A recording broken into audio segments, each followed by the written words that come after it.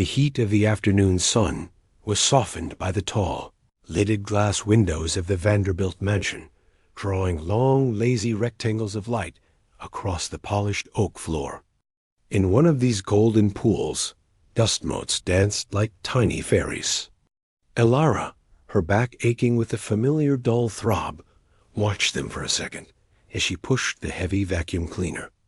The hum was the only sound in the vast, echoing great room. Her movements were precise.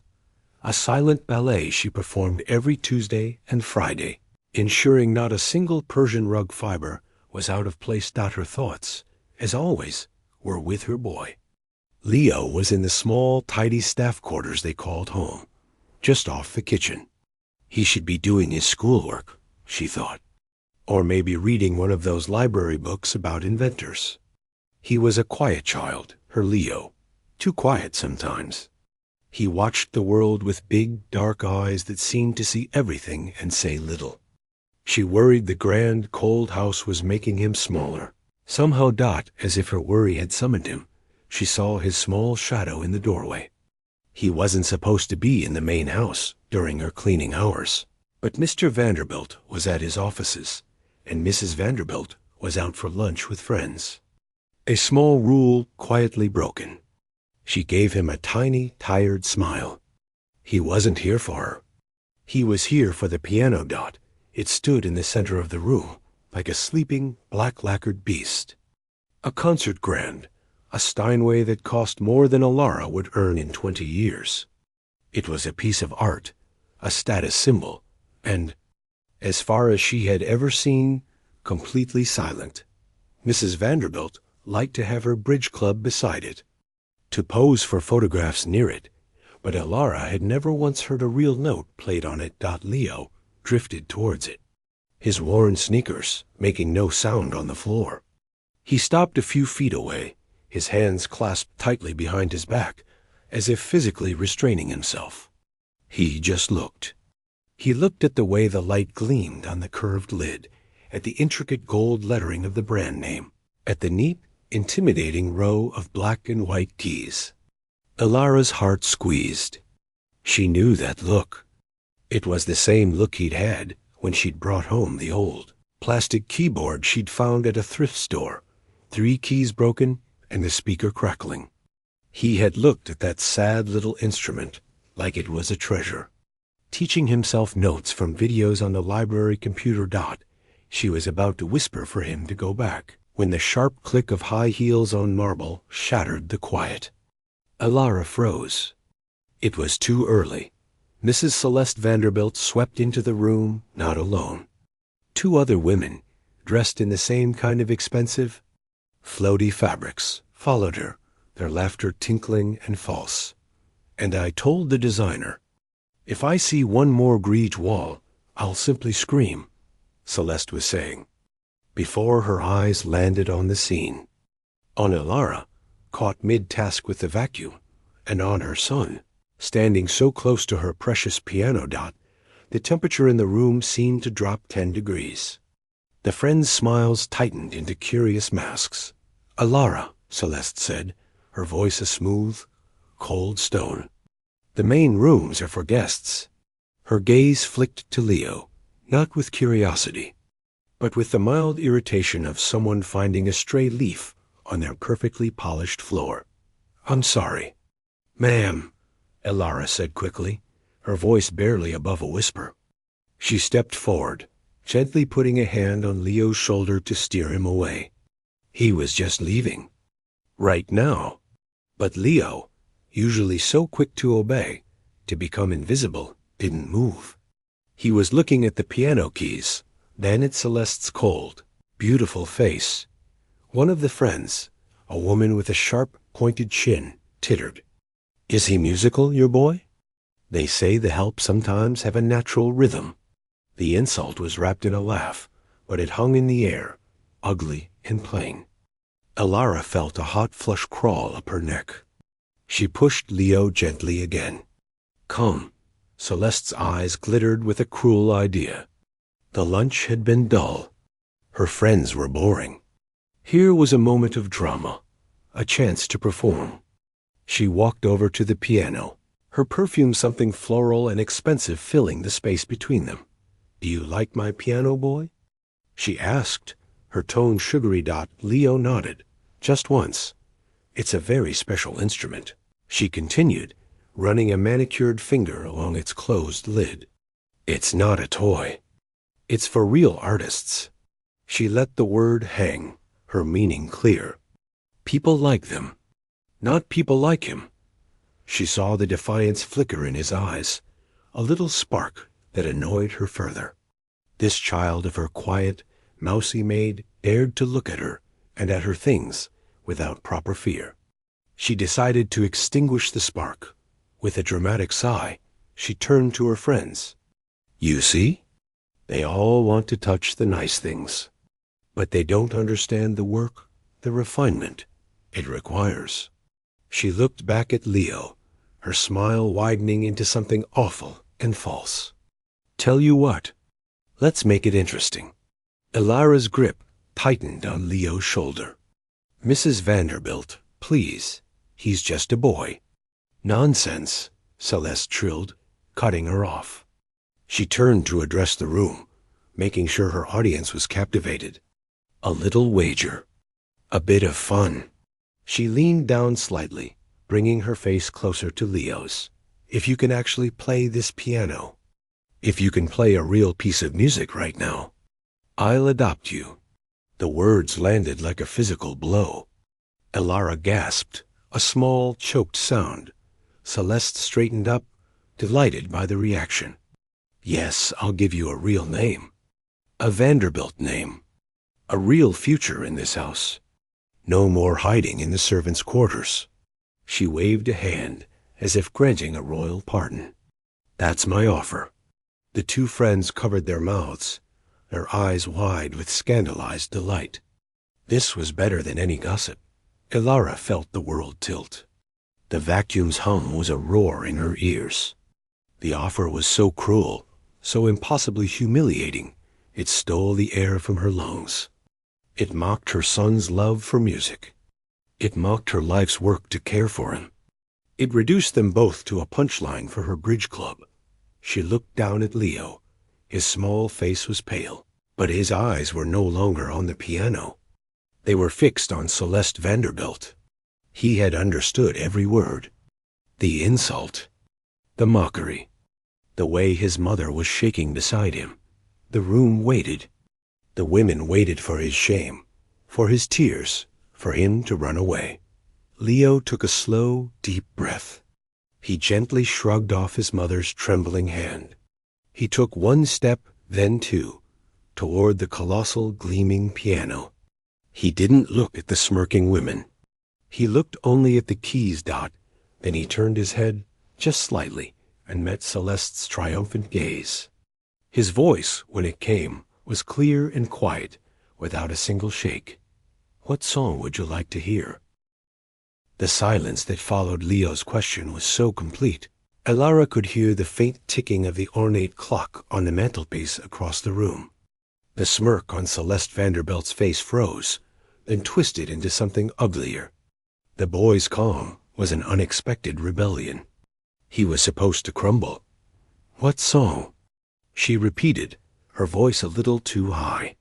She let out a short, brittle laugh and glanced at her friends, who were now watching with the rapt attention of people at a tennis match. "Oh, he's serious. All right, then. Let's not waste time on chopsticks." She tapped a polished nail against her chin, pretending to think. The performance was back on. Something classic. Something that separates the players from the pretenders. Her eyes gleamed with malicious inspiration. Chopin, Nocturne in E-flat major. Opus 9, number 2. Play that. Elara's heart sank into her stomach. She didn't know much about classical music, but the name sounded important, heavy with history. It sounded impossible. She wanted to step forward, to grab her son and run from this horrible room, from these women who were using them as afternoon entertainment. But her feet were rooted to the spot. Leo gave a small, almost imperceptible nod. He turned to the piano bench. It was too high for him. For a moment, he just stood there, and Elara felt a desperate, shameful hope that this small physical barrier would stop this awful scene. But he simply climbed onto the bench, his legs dangling, not touching the floor. He settled himself, his small back straight. He stared at the keys. They were a vast, intimidating landscape of black and white, so different from the small, yellowed plastic keys of his thrift store keyboard. The instrument seemed to breathe beneath him, a giant creature waiting to see what this tiny human would do. Celeste crossed her arms, a triumphant smile playing on her lips. She knew this piece. It was fluid, delicate, emotionally complex a piece for a seasoned performer, not a maid's child who had probably never touched a real piano. She was already planning her next dismissive remark. For effort, dear, but some dreams are simply too big. Leo lifted his hands. They were small, with short, practical nails, nothing like the long, graceful fingers of a concert pianist.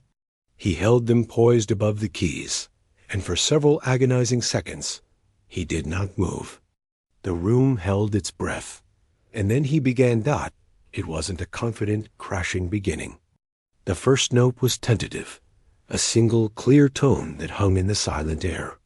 Then another, and another.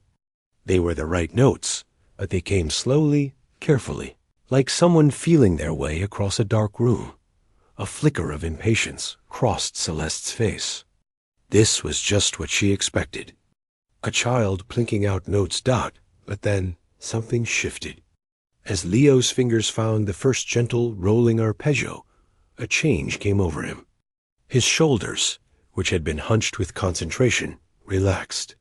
His eyes, which had been fixed on his hands, drifted shut. The music began to flow. It was no longer just notes from a page. The melody that filled the grand room was wistful and sweet, then shadowed with a deep, quiet sorrow. It sang of lonely nights and fleeting beauty. The rich, perfect tone of the Steinway, a sound that had been locked away for years, poured out warm and resonant, filling every corner of the high-ceilinged room. It was too big a sound, too profound an emotion, to be coming from such a small boy on a too big bench. Elara's hand flew to her mouth. Tears, hot and sudden, welled in her eyes. She had heard him play before, on that crackling little keyboard with its tinny speaker.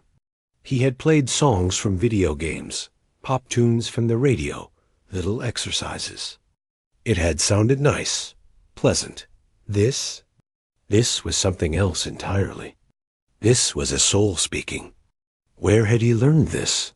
When? In their little room after she fell asleep, headphones plugged into the library computer, his small fingers moving silently on the table? The two friends were no longer smirking. Their expressions of amused contempt had melted away, replaced first by surprise, then by something like awe. One of them had actually uncrossed her arms and was leaning slightly forward, as if pulled by the music. Celeste's face was a blank mask. The color had drained from her cheeks, leaving her carefully applied makeup standing out starkly. Her arms were still crossed, but now it looked like she was holding herself together. Her eyes were fixed on Leo, not with scorn anymore, but with a kind of horrified disbelief. This was not in the script. The boy wasn't just playing. He was feeling the music in a way she, with her years of expensive, half-hearted lessons, never had. The instrument she owned as decoration was coming alive under the hands of a child she considered part of the furniture. The injustice of it, the sheer personal insult of his talent, felt like a physical shock.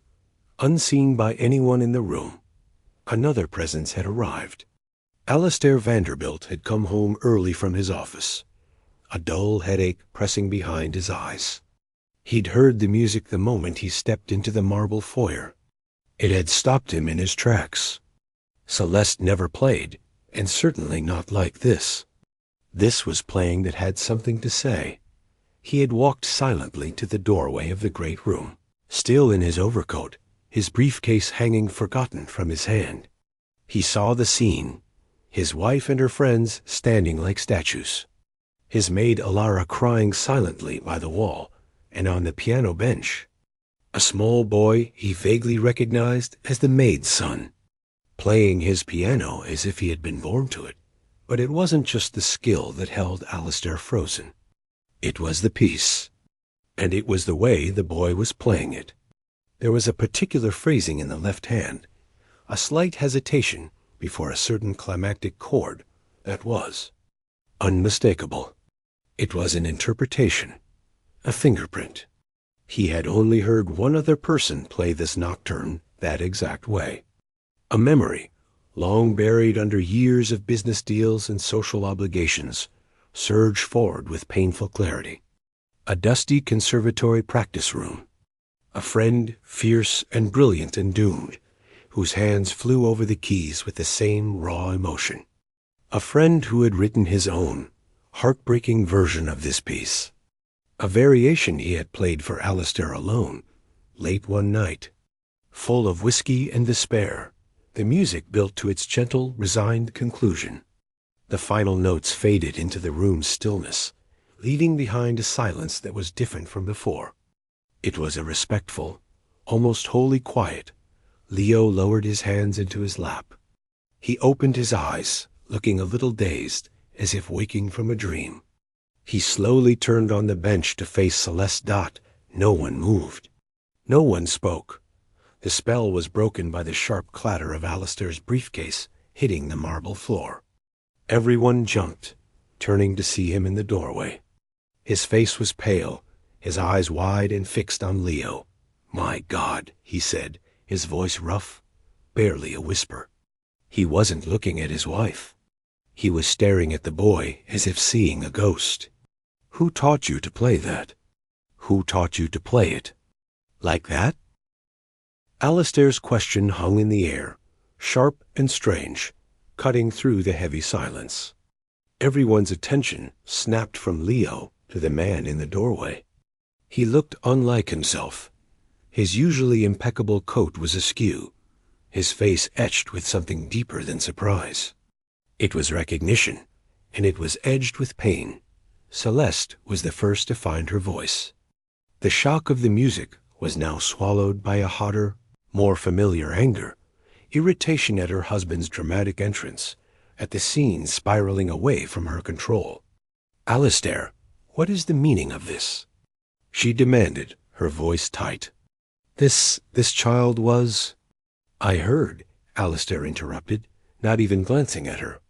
His eyes were locked on Leo, who had shrunk back a little on the bench, the boldness from moments ago gone, replaced by the caution of a child facing an unknown adult. "Please," Alistair said, and his tone softened, became almost pleading. He took a few steps into the room, the sound of his shoes on the floor too loud. "The way you played that phrase. The rubato. Who showed you that?" Leo looked instinctively toward his mother. Alara wiped her cheeks quickly with the back of her hand, her own shock now mixed with a fierce protective fear. The master of the house was looking at her son like he was a puzzle, and in her experience, attention from powerful men was rarely good. He learns from the computer, sir," Alara said, her voice trembling. She moved to stand between Alistair and the piano, a subtle protective shift. "From videos. At the library. He's just copying, that's all."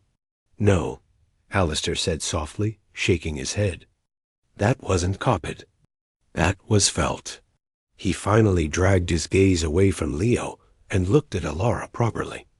He saw her fear, her tear-streaked face, her body poised like a shield.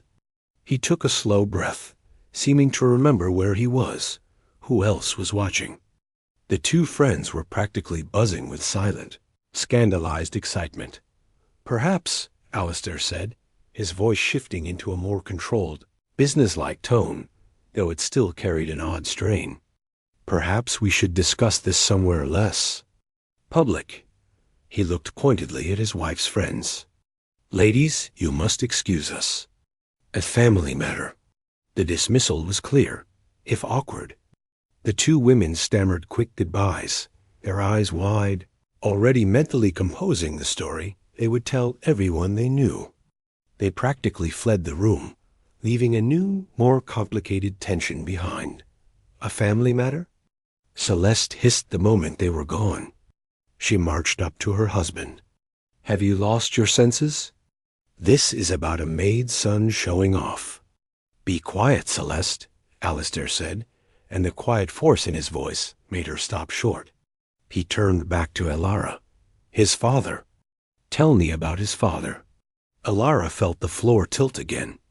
This was the question she had spent 12 years dodging, the secret she carried like a stone in her chest. She clutched the fabric of her uniform skirt. There is no father, sir. It's just us. Leo slid off the piano bench and went to his mother's side, taking her hand. The small gesture gave her a sliver of strength. Alistair ran a hand over his face. He looked suddenly very tired, older than his years. Elara, please. The way he played. I knew someone a long time ago. A musician. A composer. He played with that exact same soul. His name was Cato.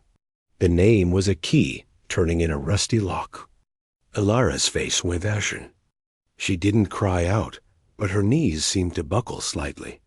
Leo held her hand tighter. You knew Cato? She whispered, the name a breath, a ghost on her lips. Alistair's eyes closed for a second. When he opened them, they were bright with emotion. He was my closest friend. At conservatory. Until life took us in very different directions. He looked from Elara's shattered expression to Leo's curious, dark eyes. The nocturne he played for me, his variation. It was never written down. He only ever played it once, for me. He said it was, for the moonlight on a night you can't forget. No recording. No sheet music. He walked slowly to the piano and gently touched the lid, right above where Leo's hands had been.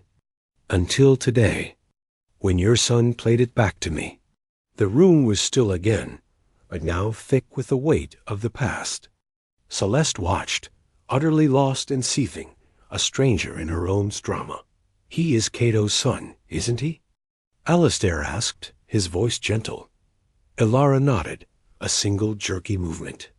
The stone in her chest cracked, and the words held back for so long began to spill out in a low, rushed whisper. We met. I was a student too. Just a scholarship girl in the back of the theory class. He was. A storm. Brilliant. Funny. So much light. She looked down at Leo's head, her voice softening. It was secret. My family would not have approved. His world was falling apart. The pressure, the expectations, the debt. He started to break. He pushed everyone away. Even me. She took a shaky breath. He died just before Leo was born. An accident, they said, but it was the darkness that took him. I had no one. I left school. This job. It was a lifeline. She finally looked at Alistair, her eyes begging for understanding. I never told anyone.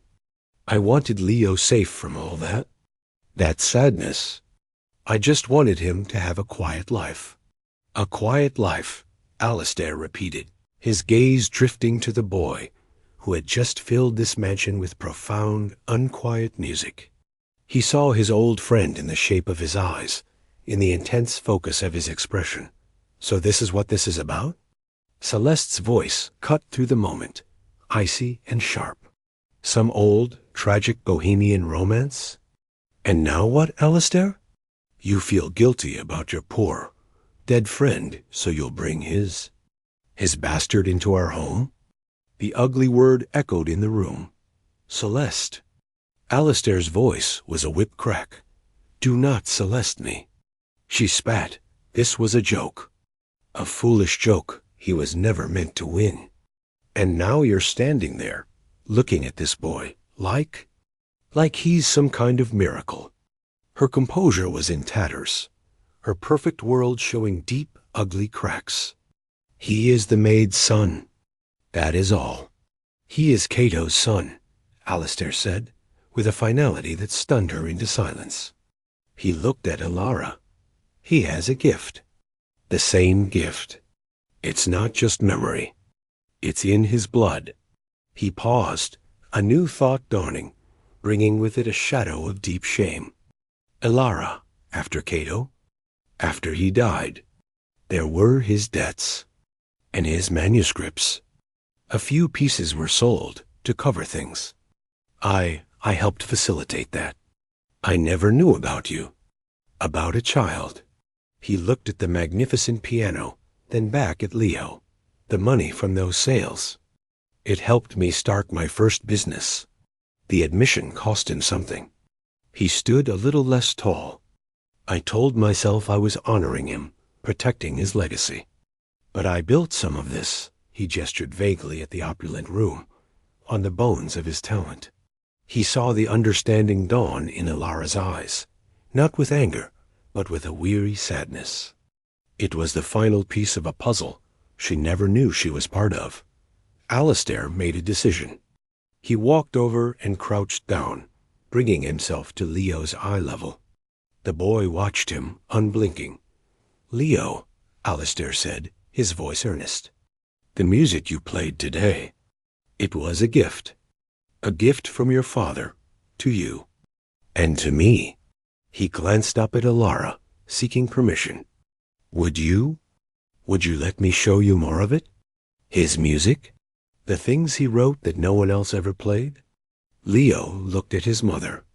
Her face was a storm of emotions: fear, grief, hope. After a long moment, she gave the smallest nod. Yes. Leo said softly to Alistair. In that one word, everything in the Vanderbilt mansion changed. The cruel wager was forgotten, buried under the weight of a shared, painful history. A new, fragile connection was born, not from charity or obligation, but from the echo of a lost friend's music, rediscovered in the hands of a small, quiet boy. And Celeste stood apart, on the outside of a secret circle she had accidentally and terribly helped to create. The days that followed were strange and quiet in the Vanderbilt mansion, but beneath the quiet, the house felt like a pot about to boil over. The old routines were broken. Alara still cleaned, but her hands shook as she dusted the very piano that had started it all. Her mind was a whirlwind. She watched her son, this child she thought she knew everything about, and saw a new person emerging, one who carried a legacy. She had tried to bury Leo, spent hours in the great room with Alistair. It was not formal lessons. Alistair would sit in his high-backed leather chair, a distance away, and simply say, "Play what you feel." Or he would hum a few bars of a melody, a fragment, a ghost of a tune, and ask Leo to find the rest on the keys. They were piecing together the lost music of a man they had both loved, in different ways, from afar. Alistair kept his word. He didn't treat Leo like a charity case or a sudden son. He treated him like an apprentice to a lost master. He spoke of Cato not with gloomy sadness, but with a bright, painful fondness. He hated mornings, Alistair would chuckle, as Leo tried a complex chord progression. He said music before noon was a crime against the soul. Leo would smile, a small, rare thing, and try again. Alara saw the bond forming deep and fast. It scared her. This world of grand pianos and wealthy patrons had broken Cato. It had left her alone and struggling. What would it do to her quiet boy? Would it swallow him whole, or polish him into someone she wouldn't recognize? But she also saw the light in Leo's eyes, a light that had never been there before. It wasn't just the music. It was the feeling of being seen. Alistair saw the talent, not the servant's child. For the first time, Leo had permission to be exactly who he was. Celeste saw it too. She became a ghost in her own home, moving through rooms with a cold, silent fury. The bridge club friends had called, hungry for details. But she had brushed them off with a brittle. It was a misunderstanding, all settled. The humiliation was a private fire burning inside her. She watched from the upstairs landing as her husband, the serious businessman, laughed softly at something the boy said at the piano. She saw the way he looked at the maid, not with any romance, but with a new, respectful gravity. Celeste felt herself being erased, replaced by the shadow of a dead musician and his unexpected heir. Her anger curdled into something harder. Investigation. If Alistair was going to dig up the past, she would dig deeper. She hired a discreet, expensive private investigator. "Find everything about this musician, Kaito," she instructed, her voice cold. "And about his relationship with my husband. Financial ties, everything." While Alistair and Leo rebuilt Melodies in the sunlit great room, Celeste's shadow world of suspicion grew. The reports came in fragments. Kato's tragic end, his obscurity, and then the detail that made her blood run cold, then hot with a sense of power. The investigator found records of a small publishing transaction years ago. A sale of several musical compositions, credited to Kato, to a fledgling music library company. The broker for the sale was a young Alistair Vanderbilt. The company that bought them later folded, and its assets, including those compositions, were purchased for a song by a subsidiary of Vanderbilt's own now massive corporate holdings. Celeste's polished fingernail tapped the printed email. The compositions were vague, titled only as Variation No. 1, Nocturne Fragment, but the dates lined up. A slow, icy smile spread across her face. This wasn't just guilt over an old friend. This was a debt. Her husband hadn't just helped sell a few pieces. He had, in the tangled web of business, ultimately ended up owning them. He had profited, and hugely, from creative work he now pretended to cherish. His entire fortune, the very roof over their heads, was built, in some small but foundational way, on property taken from a desperate man.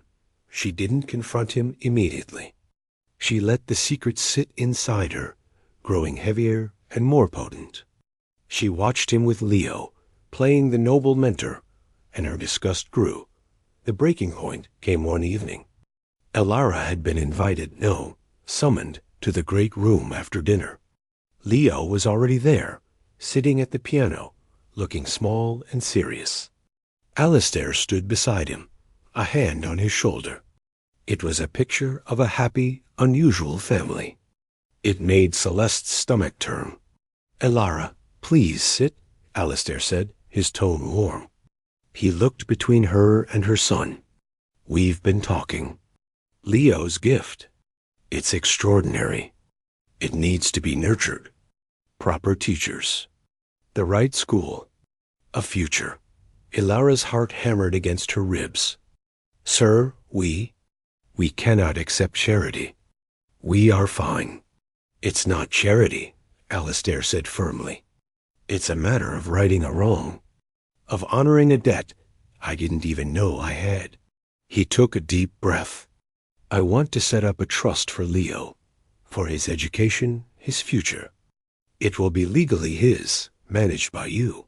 It will be substantial." Elara stared, speechless. It was everything she could not give him. It was safety. It was also a chain, tying them forever to this house, to this man's conscience.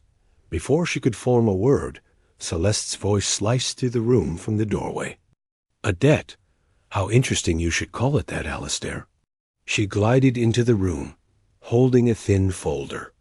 She looked elegant and terrifying. "Substantial, you say? I wonder, how substantial were the profits from Kato's Variation No. 1? Or the Nocturne Fragment? The ones you sold for him, and then, through your various companies, ended up owning? The ones that became the soundtrack for your first major advertising campaign? The one that put Vanderbilt Consulting on the map?" Alistair's face went pale. "Celeste, what are you talking about?" "Don't play the fool," she sneered, dropping the folder on the piano lid with a slap. I had it looked into. You didn't just help your poor, troubled friend. You built a piece of your empire on his back. You own his work. And now you want to pay the son with a trust fund? How convenient. How very clean for your conscience. The air was sucked from the room. Elara looked from Celeste's triumphant, cruel face to Alistair's stunned, crumbling one. She saw the truth in his eyes. It was a different truth than Celeste implied. He hadn't stolen it maliciously. It was the grubby, complicated accident of business, but the result was the same. He had gained from Cato's loss. Leo looked up at Alistair, his young face confused. You own my father's songs? Alistair closed his eyes. When he opened them, they were full of a shame so deep it was painful to see. It was not that simple, Leo, but yes. In the end, yes. A part of what I built came from his genius. I told myself I was preserving it. I was wrong. He turned to Elara, his voice raw. This doesn't change my offer. It makes it more urgent. This trust. It wouldn't be from my generosity. It would be from what is rightfully his. It's the only thing I can think to do. Celeste laughed, a short, harsh sound. So noble. You buy your peace by writing a check to the help. And what about me, Alistair? What do I get? The humiliation of having this remnant of your past living in my house, a constant reminder? For the first time, Alistair looked at his wife not with irritation, but with a profound, weary understanding. He saw her not just as cruel, but as someone trapped in a gilded, empty life he had helped build, a life partly funded by a dead man's sorrow. No, Celeste, he said, his voice quiet but final. You don't have to live with any of it. He looked at Elara, then at Leo. The trust will be drawn up. It will be irrevocable. Leo's future will be secure and separate from this house. Then he turned back to his wife. And you and I will separate. All of this, has shown me what this house is really built on. It's not a home. It's a museum of my mistakes. You can have the museum. I am done with it. Celeste's triumph vanished, replaced by a shock so profound it left her empty. She had wanted to win, to expose him, to put everything back in its place. Instead, she had brought the whole fragile world crashing down in the silence. Leo's small voice spoke. He was looking at the folder on the piano. Can I have the songs? My father's songs? Not to own. Just to play. Alistair's eyes filled with tears. He nodded, unable to speak. Elara looked at her son, then at the two broken wealthy people before her. The path ahead was terrifyingly unknown. But for the first time, she felt the heavy weight of the past beginning to lift. The future, for better or worse, would be theirs to make. The following months were a season of quiet unraveling and careful rebuilding. The grand Vanderbilt mansion, once a symbol of unshakable status, now felt like a stage after the play has ended. The actors were still there, but they were packing up, moving towards different futures. Celeste did not fight the separation. The fight had gone out of her. The cold, hard truth her investigation had exposed didn't give her the power she wanted. It only hollowed her out. She stayed in the house, but it felt larger and emptier than ever. The silence was no longer peaceful. It was accusing. She began spending most of her time in the city apartment, away from the rooms that echoed with a music she could never understand and a past that shamed her. The offer was hers, the house, a generous settlement, the museum of their life together. She accepted it all with a numb dignity, realizing that winning the things she thought she wanted felt exactly like losing. Alistair moved into a smaller, sun-filled townhouse not far away. The first thing he brought there was a good, solid piano. It wasn't a showpiece like the Steinway. It was an instrument meant to be played. The legal work was complex, But he was relentless. A trust was established for Leo, its funds drawn not from his general wealth, but specifically from the royalties and revenues linked to the compositions of Kaido that his companies had owned. It was a thread pulled from the fabric of his fortune and returned to its rightful source. The paperwork stated it was for educational and artistic development, but everyone understood it was more. It was an inheritance. Finally delivered one afternoon, he invited Alara and Leo to the townhouse. The air was different here, lighter, freer of old ghosts. Leo went straight to the new piano, his fingers tracing the wood with a familiar reverence. "It's yours," Alistair said simply to the boy, "to play whenever you wish." "And this?" He handed Alara a thick, bound folder. "These are the originals. Every scrap of Cato's music I could find, that ended up with me. The legal ownership is now yours and Leo's. They belong to his bloodline, not to a corporation." Alara took the folder. It felt heavy with history, but for the first time, it was a history she could hold without pain.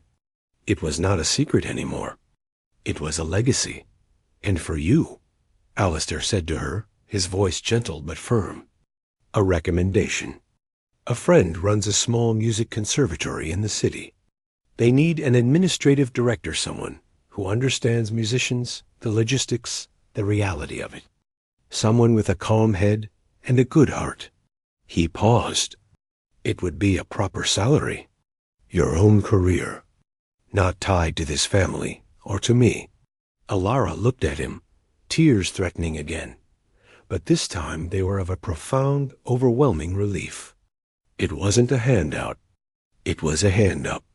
It was a chance to stand on her own, using the skills she'd learned in a different, harder school. She nodded, unable to find the words. The final piece was the mansion itself. On a cool, clear morning, Alara and Leo went back one last time. Celeste was away. The housekeeper let them in. Their footsteps echoed in the vast, polished emptiness. They went to the great room. The concert grand piano still stood there, a majestic, silent creature. Leo walked over to it. He didn't climb onto the bench this time. He just stood beside it, placing a hand on its cool, glossy side. "Are we taking it?" he asked his mother softly. Alara shook her head. "No, my love. That piano belongs to a story that's over. Your piano is the one waiting for you at home." Home. The word felt new and wonderful. They had rented a small, bright apartment near the future conservatory where she would work. It had space for his piano by a window. "And can I say goodbye?" he asked. "Of course." Leo sat on the bench. He didn't play Chopin or his father's variations. He played a simple, sweet melody of his own making. It was a song of thanks and of letting go. The magnificent sound filled the empty mansion one final time, a beautiful ghost. When the last note faded, he stood up. He didn't look back. Weeks later, the new rhythms of their life began to feel normal. Alara started her new job, finding a strange joy in budgets and schedules that built up young musicians instead of serving a wealthy family. Leo started with a specialized tutor, paid for by the trust, who challenged and expanded his incredible natural gift. And every Sunday afternoon, they walked to Alistair's townhouse. Those Sundays were not about adoption, or debt, or guilt. They were about music. Alistair had dug out his old, neglected clarinet. He was rusty, his fingers clumsy. Leo, now learning the formal rules of composition, would try to write simple duets. The townhouse would be filled with wrong notes, sudden stops, and laughter. Real, easy laughter. Alistair would tell stories of Cato the funny. Foolish, brilliant man, not the tragic figure, and Leo would listen, piecing together a picture of the father he never knew, not as a shadow, but as a person. One such Sunday, Alara sat on the sofa, listening. They were attempting a short piece Leo had written. It was a little messy, a little bright, full of potential. As she watched them, the older man with his silver hair, concentrating fiercely on his sheet music, and the boy, his small hands confident on the keys, leading the way, she felt a deep sense of peace. The cruel offer in the mansion had been meant to break them. It had broken something, yes. It had broken the false shell of a life that was never really theirs. But from the pieces, they had built something true. When they finished, Alistair groaned good-naturedly, flexing his fingers. "I'm holding you back, Maestro." Leo grinned.